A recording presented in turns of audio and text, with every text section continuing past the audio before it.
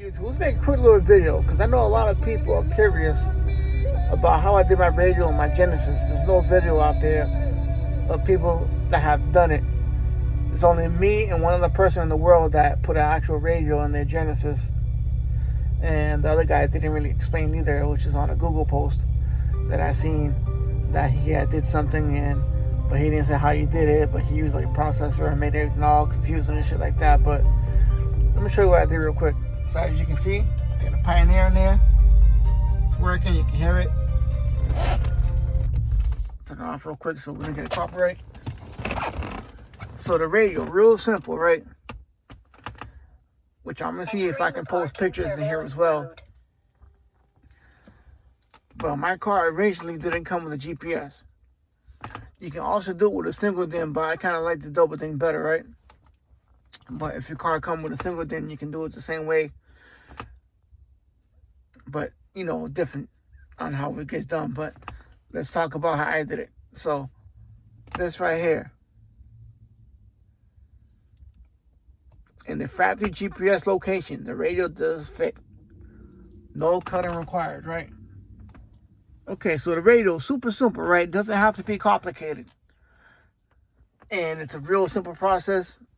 And I'm like the second person in the world to ever put a radio in their Genesis, right? And this setup has been like this for the last 8-9 years, way before they came out with a unit. And at the time when I bought the car, they came out with a unit, but it was expensive. It was close to like $600 for the unit. It was plug and play. And it was way before the Android units were even a thing, right?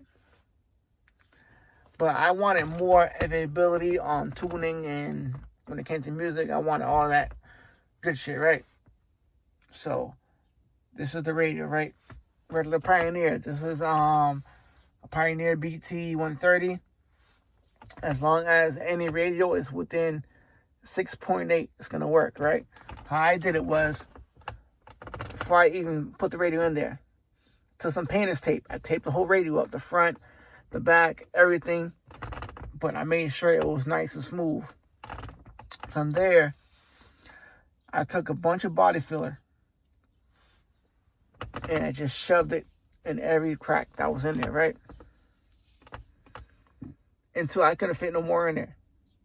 From there, I went ahead and I took out the radio, right? But not as slide out the radio. I took the whole thing out as a whole when I got done. Once I took it out, I slid the radio out. Then from there, you got to take out this. Take out the other vent. The AC panel comes off. Then it's the fun part that nobody likes to do, and it's boring, but you're going to want to start sanding it, right? And I say to make the radio look good, you don't want to sand it flat. Because else you're going to have an edge that you're not going to like. The radio's not going to be as flush as this. So you see how I did it here? It's almost like, I don't know if you can see it, but it's almost like at a 45-degree angle. And it's like that on both sides. That's how I did it. From there, the power and ground in the remote runs from the back of the radio to this corner over here, and it runs to the fuse box. And I use fuse taps, right? I'll open that door and show you, but I did fuse taps, right? But I did something a little more custom. So I got my equalizer in there, right? Plain and simple. You don't need an equalizer. It's just I got so much music in this car. I wanted the availability to have on-demand adjustment without touching the radio, right? So let's open up this door. A lot of people are curious. A lot of people have been asking.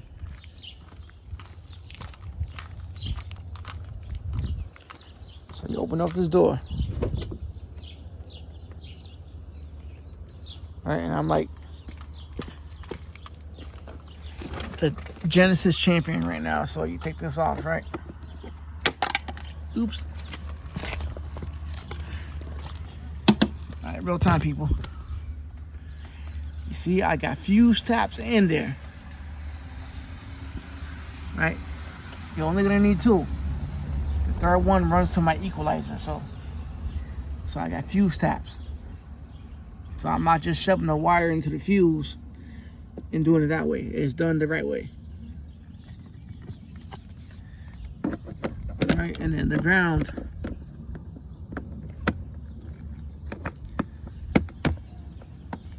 that I used, it's in here. I'm not gonna take it apart, but it's the factory screw that goes right there behind this panel you can use. Just make sure you sand it down, put the screw back in. That's how I get the power drive remote. The RCAs, you're gonna run it from behind the radio from here to the back of the car. You're not using the factory amp no more. So the factory amp is no longer available. You're gonna need an aftermarket, which I think is better because now you have an option. Oh shit, free SD card. Okay, so open up the trunk.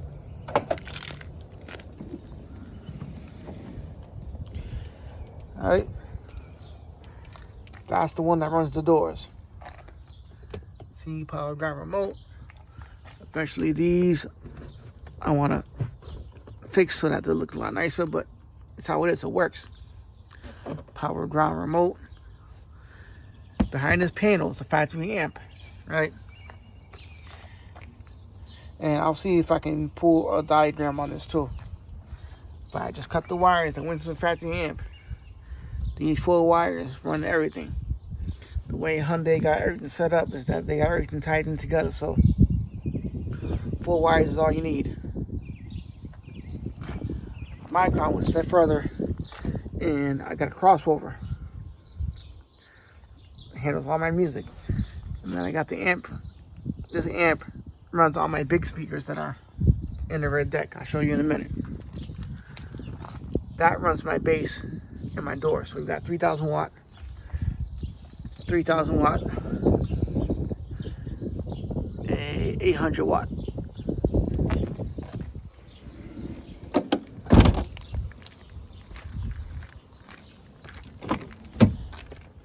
See, that runs all my big speakers, even the ones on the rear deck. So when I did the music for this car, it was pretty simple. So pretty much the way Hyundai has everything set up is that all the wires are tied in together. You don't have like 8, 9 wires going to the amp. It's only 4 wires, which is just the front, that door, those 2 doors, and then whatever speakers are on the rear deck. Of course, you know, you're going to lose out on the factory subwoofer that goes on the rear deck lid. But if really anal and you want it back, then you don't have to run it 3 individual amps. If you want to keep it just simple and just sound good, then you can get yourself a 6-channel or a 5-channel amp, right? Just stick with a 5-channel. So a 5-channel, what it does, it gives you your 4 doors and it gives you bass out that 1 amp. Real simple. And what you can do is, right, you don't have to use that factory speaker that's on the rear deck. You can swap it out. You can put any one that's going to fit in there. The one that's on the rear deck is an 8-inch. So whatever 8 is going to fit. But in order to take out the rear deck, you see there's 2 little pillars on the side. That one and that one behind me. Those got to come out. So these panels right here, but the ones in the back, those 2 got to come out. The rear seat got to come out, fortunately. But it's very easy. This seat right here, you're going to stick your hand in between that. You see that crack right there that separates both seats? It's going to be a small little 10 millimeter each side that bolts that seat into place. You take the whole thing out. Then from there, you're going to have 2 more 10 millimeters that go on the side of the seat. It's going to be that corner over there. Take the whole thing out. Then from there, the whole rear deck just pops right out. So real simple, not too hard to get to. I'm not going to take mine apart because I already have. But real simple on the process and how I did everything. Then from there, super simple. Take out the speaker, wire it. The speaker for the factory is a dual voice coil. Like I said, that's the only speaker that you would have to wire up. But you can use all the factory wiring that comes in the car. Like I did. I didn't run all bring the speaker wires in the car because this car got Molex plugs. If you know anything about the Molex plug, they don't give you no room to fit a wire in the door anyway. So it is what it is. My car, I ran a separate tweeter, even though it has a tweeter right there, but I wanted more visibility because I want the tweeter to be actually blowing towards me and not towards the opposite direction. So same thing with the rear door. But, you know, car has factory tweeters. You don't have to fuck with those. And you also have a speaker that goes right here. I don't have mine. I took it out because with all that music I got back there, including the doors, that would have been irrelevant because you wouldn't be able to hear it. But once you hook everything up from the trunk, all your factory speakers are going to work like normal. Like I said, power ground remote, super easy to get from the back if the battery's already back there. The only remote that you're going to have to drive would be out the fuse box, right?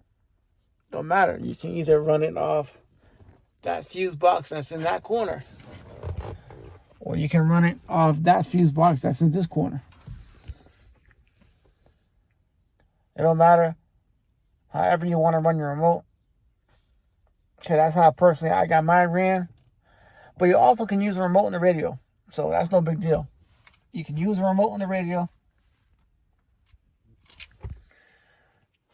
But when I did this, I didn't have the Pioneer in there. I had a different radio, which it was giving me trouble and I wasn't getting a remote. But now I have the option, if I wanted to, I can hook it up to the remote off the radio. But I got to run it off the fuse box. But I'm using fuse taps.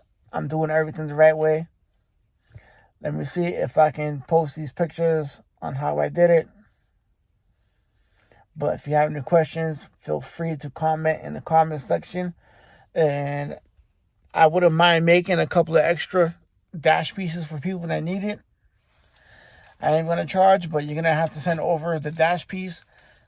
And you're going to have to send over the radio. You know, and I'll go ahead and ship it back.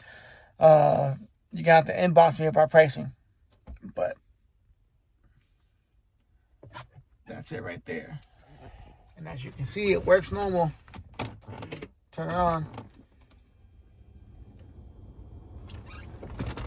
Abnormal events are detected during parking. Please enter the dash cam album to view the parking surveillance video. Works normal. And I know a lot of you are going to ask about the AC controls. AC controls are irrelevant. You don't need them. My AC works. I can see I just turned it off. But it works. The advantage of having a factory radio is that it tells you how hot the heat is, but it don't really matter. Like no one ever said that I wanted my car to be exactly 89 degrees. You can still control your passenger temp. You still can control your driver's temp. All the stuff still works normal. You're just unable to see the number on the temperature, but you don't have to be a genius. You know what I'm saying? You raise it up, you lower it, you put it back down. You can feel that it's going to be cold. You can raise it up. You feel it's going to be warm and hot. So same thing with the one in the back. You know what I'm saying? Like, same option. You know what I'm saying? But this doesn't have the numbers on it, but still. You know what I'm saying? You open the vent, close the vent. Hot, cold. The back is analog, you know what I'm saying? So the front's going to be analog. You know what I'm saying? It don't have to be digital. But for those that want one, I definitely can't make it. Like I said, I'm not wrapping it in material. I did this custom for myself. It was a pain. This right here was like 45 minutes just to wrap.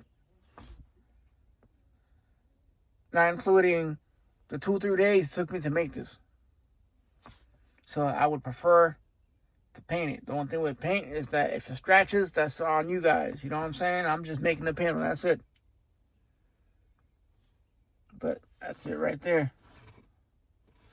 And that's how you put a radio inside your Genesis. Yo, so if I go ahead and post the pictures, man. Yo, somebody's off you butt hurt in the comment section. On my shit, I posted in the Genesis chat room. the whole process of how I did it. Figured I'd do a video because the video will be a little more descriptive and be easy to follow. And shit, motherfuckers already butt hurt in the comment section. Like, what you butt hurt for? Well, you mad because I do something different that no one else can do? And y'all out there buying Android radios and shit to make shit work? And then when you plug the shit in, the shit got no voice and you gotta go through the settings and literally change everything to make everything to work? When I did everything right on the first try? Yo, you can't be butthurt over that, brother. You can't be. You know what I'm saying? Don't be afraid to be different. Like, yeah, that was 3 days worth of work. But you know what, though? It was 3 worth of work that was worth it. And what else? I'm the only one with the Genesis, with a Pioneer radio. Don't hit the play, nigga. Hit the game. You know what I'm saying? That's how we do shit around here. But let me post these wire diagram, and then we'll take it from there.